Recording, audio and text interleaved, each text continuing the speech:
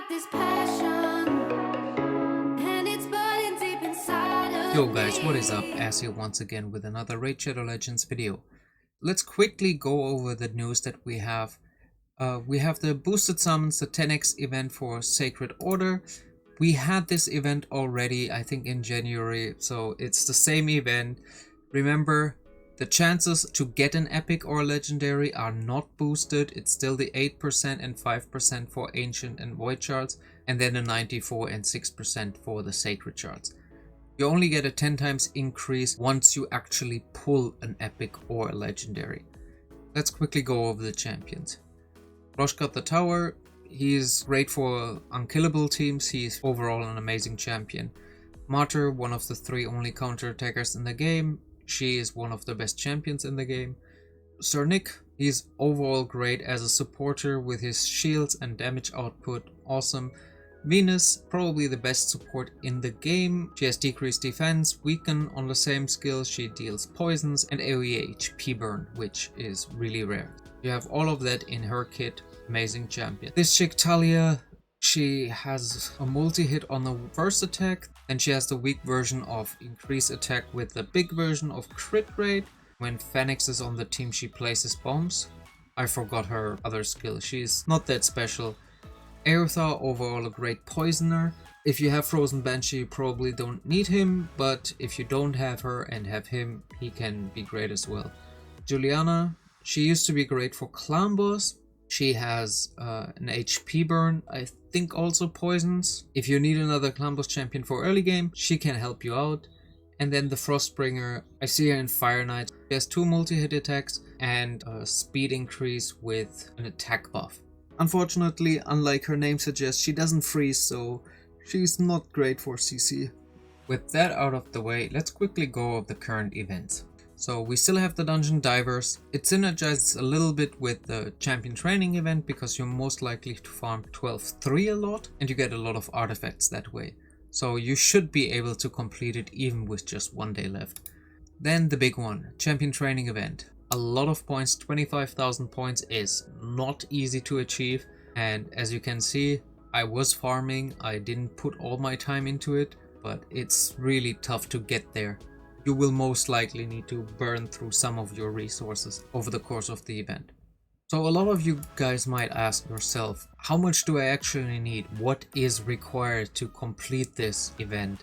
Do I have the resources, and in terms of energy, how much will it cost me? So for that reason, I've started to work on a training event calculator. With the help of a fellow Reddit user, we were able to actually make something pretty cool. He gave me the idea to only use 5-star food. So you only make 5 stars instead of 6 stars, which can end up in a pretty good point difference, and it's a little bit cheaper on the energy cost. So let's quickly go over this. So you have your current champions in the inventory. I filled them out from what I currently have available. These are counted towards the points. There you can see that's the total estimated points if I pre-level all the fodder, if I level up from 2 stars only. This is the total required work. I need to make 1 6-star basically from the ground up from 2 stars in order to achieve that, plus use all of them to have this many points. It will cost a total of 11,450 energy, that's estimated. That would equate in 2,120 gems. This is already factoring in your daily energy refill, so you don't have energy to use for anything else. Let me quickly go through how to use it. You can completely ignore this inventory thing and it will just tell you points based on what you need to make. So it would say, in this case, 24,610 for the 1 6-star, because it's not valuable to make another 6-star for this, right? Because it calculates on that. The rest of the 390 points, you need to level just any other fodder to get this done. As you can see what I have here, I just have my fodder that I rank up.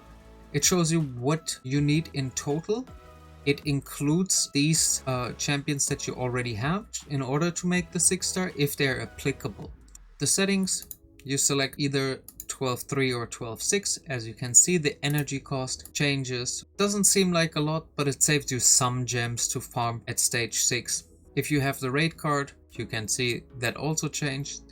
And the pre-level fodder, here's the small table. 1 stars, 2 stars you completely ignore, 3 stars up to level 10, 4 stars 18 and 5 stars 25. This should be 1 brew, 3 brews, 5 brews if I'm not mistaken. If you're ignoring that, you're actually ending up with a lot less energy and less points, so you need to gain these points somewhere else. So I'm just doing it because I have some brews. And you can see just pre-leveling this fodder saves you an approximate of 800 gems. So you should do it if you can. And obviously if you select to use 1 stars, you get way more points. It's technically less energy cost required and less gems because you get points for the 1 stars, which can add up to a lot. However, you need around 900 of them, so if you want to do it, sure, but I personally won't. Oh yeah, by the way, the rank up and the max. So the max is basically the number that you just want to bring the champion up without actually ranking it up. So I have here one champion that I don't want to rank up at all. I just want to leave it at 5 star, but just want to level it up. And then I have one that I want to basically make my 6 star. So the rank up cost, you basically just see how many you need to rank up. Then you could also just select to level from 3 stars onwards. This amount could have been saved in your storage. So if you have around 203 stars, that should make a 6 star. It would cost the most energy though. And lastly, there's the alternative mode if you don't want to make a 6 star and just want to make a bunch of 5 stars. So this is technically the more energy efficient route. It saves like 200 energy and you just make a bunch of 5 stars.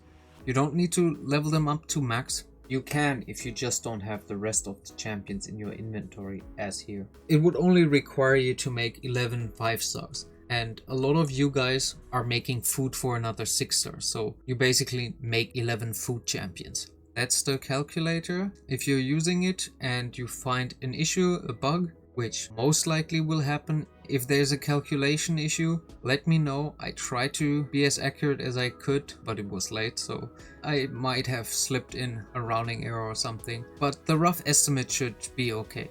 I hope this little calculator makes it easy for you to calculate these training events, and the good thing is, now that it's done once, I don't have to do it again, so it can be used for other events as well. If you enjoy the content that I'm doing, you could consider subscribing. It would help me out a lot.